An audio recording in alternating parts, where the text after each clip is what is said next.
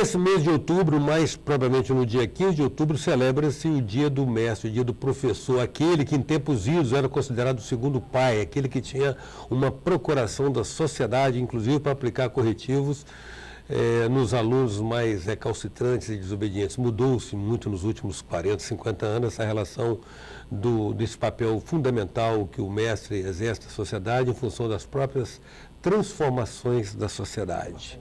Mas não se esperava que mudasse tanto a ponto de se descortinar um ambiente insalubre para o exercício do magistério, como se constata na pesquisa realizada recentemente pelo Departamento de Psicologia da UFES e conduzida pela professora e pesquisadora Luzimar dos Santos, Luciano, com quem nós vamos conversar agora. Ou seja, Luzimar, o ambiente está insalubre, né? Com certeza. E é importante a gente ter em mente, Eustáquio, que o ambiente está insalubre não é de agora, mas desde quando existe o ofício de professor, né? Inclusive a gente tem pesquisas históricas no próprio Espírito Santo, com historiadores que realizaram essa pesquisa no Arquivo Público Estadual, que denotam essa situação. Uhum. Mas piorou, melhorou, estabilizou desde lá. Ou seja, a gente vive um mundo do trabalho em constantes transformações, como você mesmo disse, né?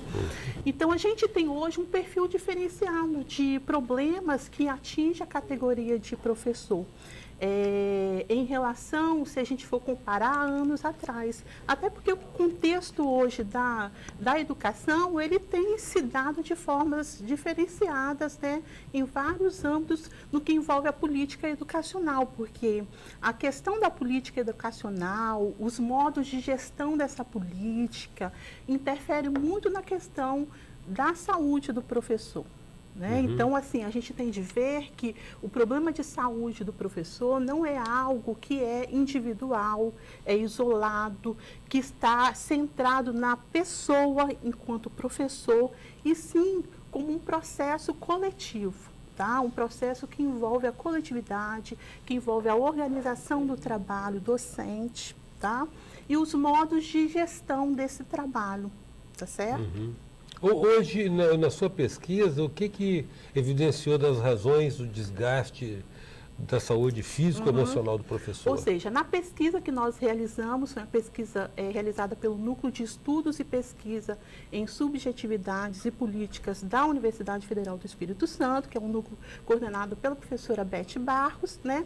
A gente identificou o seguinte, que as principais causas de tensão, desconfortos e problemas de saúde do professor vêm a ser ritmos de trabalho intenso do professor. O professor não tem tempo, então geralmente são professores que não têm apenas um vínculo empregatícios, ele tem vários, né? Sai de uma escola, vai para outra, para poder sobreviver. A questão do ambiente de trabalho no ponto de vista da estrutura física da escola, né? Então, a estrutura física da escola interfere na questão da saúde do professor, porque se você tem uma estrutura física inadequada, com um número de alunos grande, que é uma coisa que também eles colocam, você tem de falar mais alto, você tem de dar mais atenção, é o maior desgaste físico no final do período seu de aula, tá? Tem a questão que envolve o ritmo intenso do próprio processo educacional, as cobranças que existem, né, por parte das estruturas organizacionais das secretarias de educação, porque hoje o mundo da educação vive em função também de modelos de qualidades que está aí fora. Então, índices de qualidades, Enem, tudo isso interfere na questão do professor que está ali na sala de aula. Ele é muito cobrado, né, do ponto de vista individual, para a questão de resultados, mas isso não é a questão que a gente tem de resolver e olhar apenas individualmente. A gente tem de olhar isso mais do ponto de vista do contexto coletivo. Aí tem outras questões também, a postura, né, em relação à questão do trabalho, e diante disso, vários problemas de saúde aparecem, né?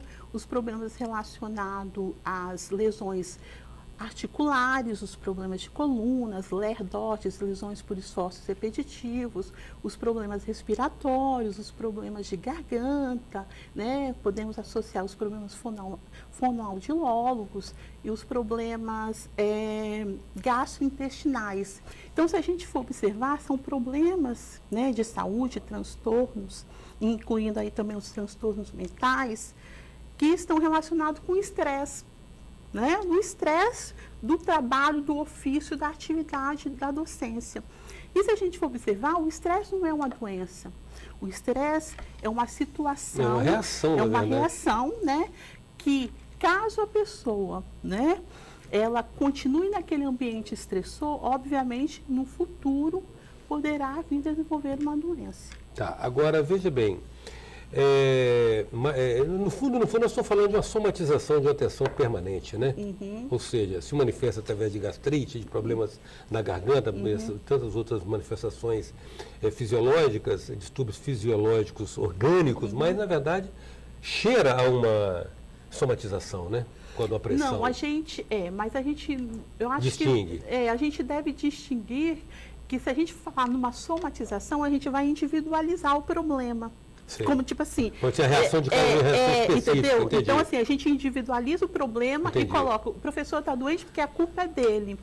E nas pesquisas que a gente faz e que a gente fez, e de outros pesquisadores que a gente tem, né, a gente verifica o seguinte, que o professor adoece não é por culpa dele.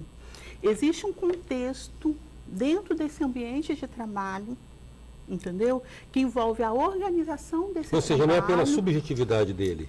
Tem as questões da subjetividade, a gente não pode negar, mas existe um contexto ambiental e coletivo que faz com que esse professor adoeça, tá? Em 9 minutos estamos conversando com a professora e pesquisadora Luzimar dos Santos Luciano, a propósito de pesquisas a respeito dos professores no Espírito Santo. A gente volta já.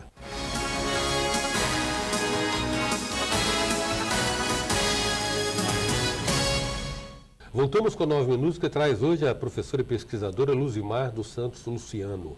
Luzimar, a respeito dessa pesquisa, empreendida pelo núcleo de pesquisa... De estudos e pesquisas, subjetividades e políticas da universidade, que é um nome grande.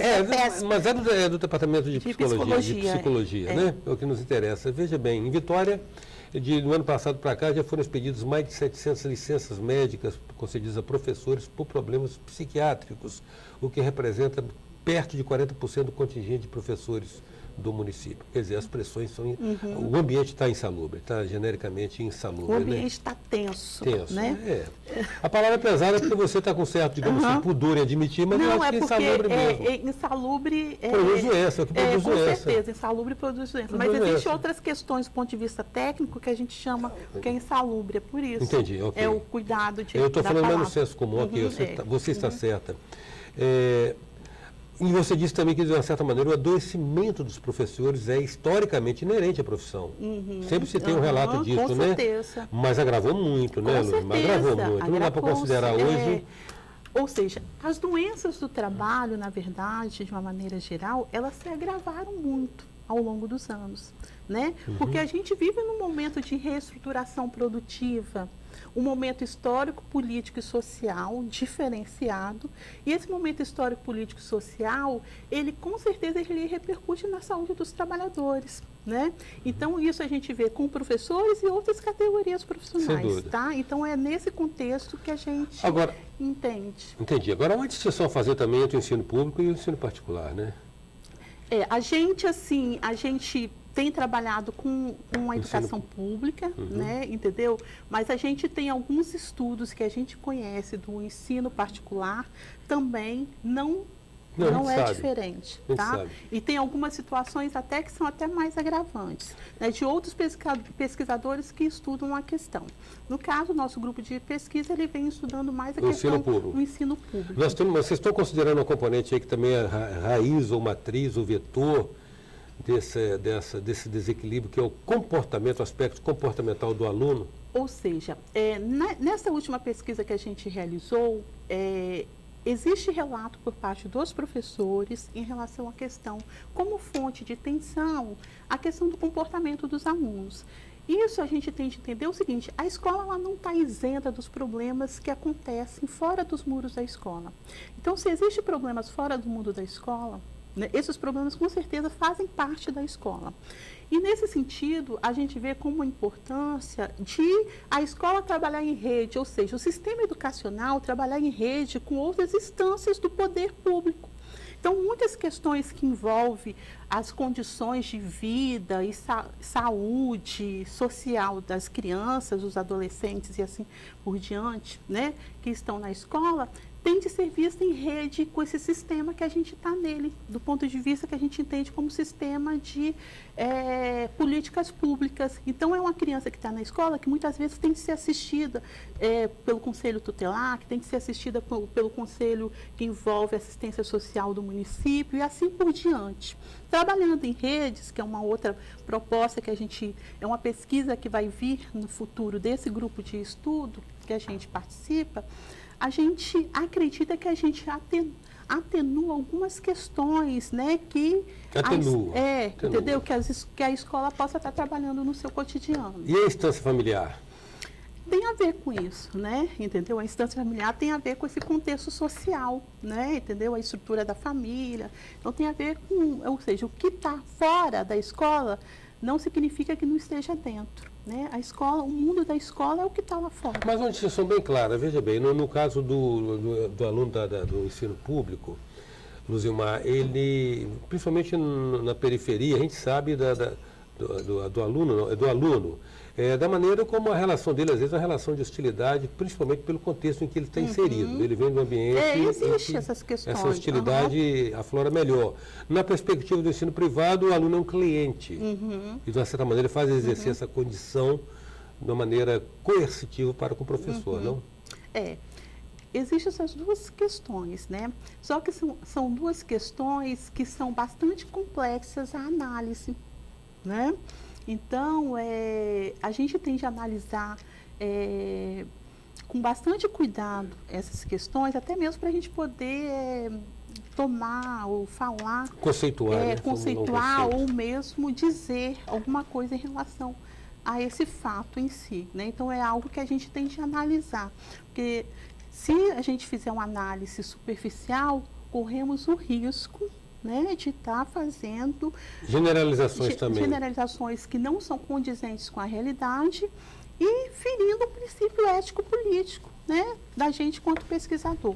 Tá certo? Agora, há a perspectiva de um trabalho sério bom igual esse vir a instruir algum tipo de política pública? Vocês têm essa esperança ou expectativa? Com certeza. Inclusive, assim, a gente acredita, né, a gente vem batalhando nisso, a gente acredita que a universidade, juntamente com outros atores, entrando aí, as secretarias de educação, os sindicatos, né, os professores, a gente possa estar criando formas de deliberações, comissões de saúde, no sentido de estar dialogando os problemas que existem na escola. E a gente acredita o seguinte, que conversar sobre saúde, conversar sobre o processo de trabalho na escola é um bem primordial para se produzir saúde. Entendeu? Conversar quase sempre é terapêutico, né? Grato, Luzimar, pela sua presença e parabéns pelo trabalho seu e do departamento. Tá certo. Então, nós estamos na universidade, no Núcleo de Estudos e Pesquisa, em Subjetividades e Políticas, né, ligado ao Departamento de Psicologia da UFES, coordenado pela professora Beth Barros, então, que ao longo de muitos anos estuda a questão de saúde e trabalho docente, e estamos à disposição na universidade. Ok. Em 9 minutos, nós contamos com a presença da professora e pesquisadora Luzimar dos Santos Luciano. Até já. Sou passageiro do tempo, tentando entender, erro e acerto os caminhos, aprender